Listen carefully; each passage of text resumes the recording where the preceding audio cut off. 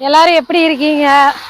நானும் daily video போடணும், டயட்டை ஃபாலோ பண்ணணும்னு யோசிக்கிறேன். ஆனால் என்னால் முடியல.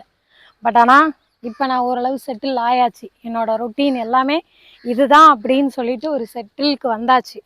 ஸோ இனிமேல் டெய்லி உங்களுக்கு என்னோட ரொட்டீன் என்ன, வெயிட் லாஸுக்கு எந்த மாதிரி ஃபுட்டு சாப்பிட்ணும் அப்படின்றது இனி ரெகுலராக வரும். காலையிலே 5 மணிக்கு எழுந்திரிச்சு கிளாஸ் எல்லாம் முடிச்சுட்டு சமையலையும் முடிச்சுட்டு அதுக்கப்புறம் நானும் எங்கள் வீட்டுக்காரும் வாக்கிங் வந்தாச்சுங்க.